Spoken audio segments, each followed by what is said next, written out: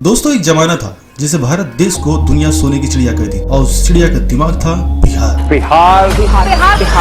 Is anyone really safe in Patna? Nalanda, Vikramshila जैसे विश्वविख्यात विद्यालय जहाँ से नॉलेज का प्रकाश पूरी एशिया में फैलता था। लेकिन आज बिहार जब किसी से पूछता है तो जवाब मिलता है बेरोजगारी, माइग्रेशन।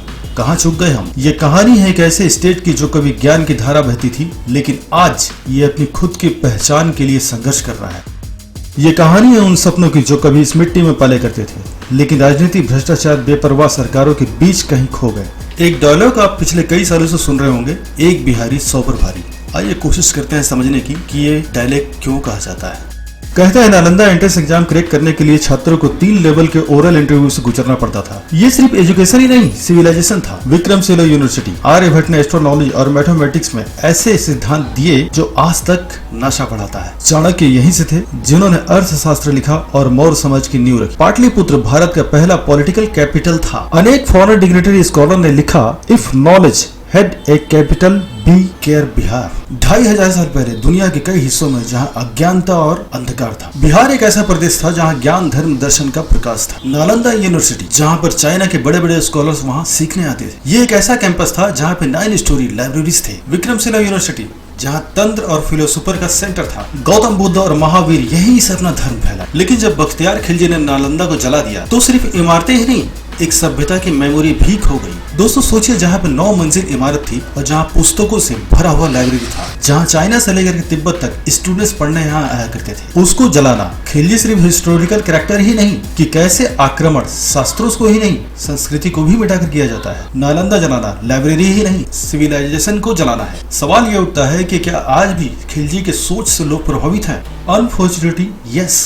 कुछ सोशल मीडिया के ग्रुप्स आज भी इस खिलजी के सोच को सपोर्ट करते हैं। उसको विक्टोरियस कांग्रेस या स्ट्रॉन्ग ग्रुप के तौर पे दिखाया जाता है। एक बार एक पटना के कॉलेज में डिबेट हुआ। टॉपिक था बख्तियार खिलजी, अ लीजेंड ऑफ क्रिमिनल। वहाँ एक स्टूडेंट खड़े होकर के बोलता है कि खिलजी ने तो एक लैंड को कब्जा करने के लिए जला दिया, ज्ञान तो बाद में भी अर्जित कर लिया जाता। तब एक प्रोफेसर ने जवाब दिया कि भूखे को रोटी मिल जाती, लेकिन अगर उसका दिमाग जला दिया जाए तो वो रोटी बना भी नहीं सकता। आप खुद ही बताइए, क्या ऐसे लोगों के नाम पर हमारे रेलवे स्टेशन का नाम होना चाहिए, सड़कों का नाम होना चाहिए, या कोई ऐसी इमारत का नाम होना चाहिए जहाँ पे वाजिब है, जहाँ न्यायिक है? क्या ऐसे लोगों का नाम होना चाहिए? नीचे कमेंट बॉक्स खुला है, जरूर अपनी राय दीजिएगा। क्या ऐसे इतिहास स्कूलों में पढ़ाया जाना चाहिए या फिर उसे काला इतिहास बना देना चाहिए? बस जो भी आपकी राय हो जरूर दे। बिहार से पहले बड़े बड़े राजनेता निकले, लेकिन आजादी के बाद जब देश नए नए विकास के रास्ते में आगे बढ़ रहा था तो उस समय बिहार पॉलिसी का शिकार बन गया। प्लानिंग कमीशन के फोकस एरिया बिहार हमेशा पीछे रह गया। एग्रीकल्चर रिफॉर्म्स अधूरे रह गए। जैसे लैंड रिफॉर्म होने चाहिए थे, जैसे और स्टेट में हुए, यहाँ हो ही नहीं पाए। यहाँ जमींदारी जरूर खत्म हुई, लेकिन नए जमींदार यहाँ पॉलिटिकल कैंपस के नेता बन गए। और 2000 में जब झारखंड अलग हुआ, इंडस्ट्रियल बेस बोकारो, जमशेदपुर, धनबाद से वंचित रह गया। बिना इंडस्ट्री के रोजगार का क्या मॉडल होता, बताइए।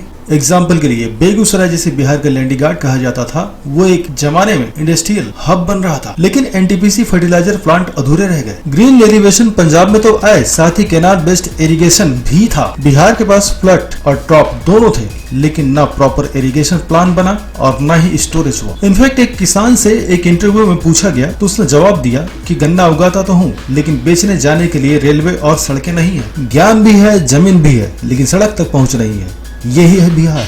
हालांकि आगे चलकर जेपी मूवमेंट ने बिहार को राजनीति के एपिसोड में ला दिया। ये एक ऐसी क्रांति थी जो नेशनल बन गई। जेपी ने कहा, यह आंदोलन सिर्फ इंदिरा गांधी के खिलाफ नहीं, व्यवस्था के खिलाफ है। इस आंदोलन में लालू, नीतीश, रामविलास पासवान, सुशील मोदी जैसे कई नए चेहरे निकले, लेकिन जब ये सत्ता में आए तो उसी का हिस्सा बन गए। सोशल जस्टिस के नाम पर कास्ट आया, लेकिन डेवलपमेंट तेल लेने गया। 70 के दशक के दौरान बिहार में स्टूडेंट पॉलिटिक्स यूथ को जगाया, लेकिन 80 के दशक में पॉलिटिक्स गन्स और गुंडागर्दी में बदल गई। पटना यूनिवर्सिटी के एक प्रोफेसर याद करते हैं कि जब स्टूडेंट महात्मा गांधी और अम्बेडकर पर डिबेट किया करते थे, 10 साल बाद वही स्टूडेंट कट्टा लेकर एग्जाम हॉल में इन विजिलेटर को धमका रहे हैं। और यहीं से शुरू होती है बिहार की नई जनरी। जो बिहार ज्ञान का गढ़ था, अब वो क्राइम का गढ़ बनने जा रहा था। 90s का Bihar, India Wild West. 90s का बिहार एक ऐसा दौर था था जहां लोगों ने जंगल राज का असली मतलब देखा, सुना और समझा। जब पूरे देश में लिबरलाइजेशन हो रहा था, नए नए स्कूल कॉलेज खुल रहे थे, IT सेक्टर बढ़ रहे थे, तब बिहार का हाल अलग ही कहानी कह रहा था। यहाँ क्राइम अपने पीक पर था, जबकि एजुकेशन सिस्टम भी कोलैप्स के किनारे खड़ा था। सबसे पहले बात करते हैं क्राइम की। 90 के दशक में बिहार किडनैपिंग कैपिटल के नाम से मशहूर हो गया था। डॉक्टर्स, इंजीनियर्स, बिजनेसमैन, स्कूल के प्रिंसिपल, किसी को भी उठा लेना एक आम बात थी। ये सिर्फ पैसा कमाने का जरिया नहीं था, एक नई पैरेलल इकोनॉमी बन चुकी थी। रैंसम इंडस्ट्री काफी ऑर्गेनाइज थी। वहाँ पर कुछ माफिया और पॉलिटिक्स मिलकर इसे चला रहे थे, और हाँ, ये सब वहाँ खुलेआम चल रहा था। किसी रिपोर्टर ने पटना के एक मिठाई वाले से पूछा, भैया यहाँ गुंडागर्दी कैसी चल रही है? तो उसका जवाब आया कि भैया यहाँ गुंडा टैक्स अलग होता है, लड्डू 10 रुपए का और हफ्ता 15 रुपए का। सिवान, मधुपुरा, बेगूसराय, गया, पटना, हर जगह कुछ न कुछ होता था। साहबुद्दीन जैसे नाम सुनते ही लोग कांप जाते थे। इनके इलाके में पुलिस भी बिना परमिशन के नहीं जाती थी। स्कूल के बच्चे तक ये जानते थे कि किस नेता के पास कौन सा कट्टा है। और जब लॉ एंड ऑर्डर फेल होता है ना दोस्तों, तो पता है क्या होता है? सबसे पहले नुकसान किस चीज का होता है?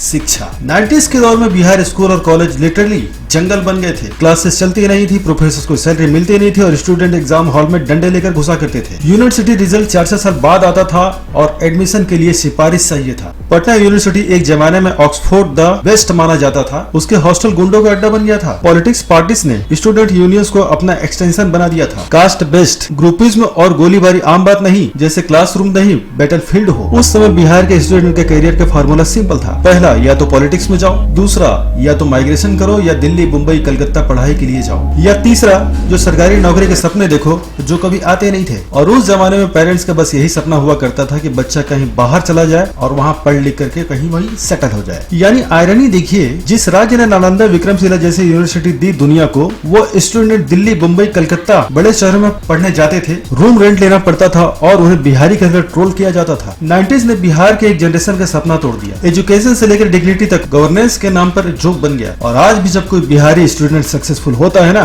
तो वो सिर्फ अपने दम पर सक्सेसफुल होता है, क्योंकि सिस्टम ने तो 90 के दशक में ही उसका हाथ छोड़ दिया था। जो किसी समय बिहार ज्ञान का गढ़ हुआ करता था, वो अब क्राइम तक हो चुका है। दोस्तों, अगर आपको ये वीडियो पसंद आई हो तो इसे दबाकर शेयर करिएगा, और अगर आपको अपनी कुछ राय देनी हो तो नीचे कमेंट बॉक्स खुला है। मिलते हैं हम अगले वीडियो में किसी नए विषय पर बहुत जल्द। जय सनातन, जय भारत, जय बिहार।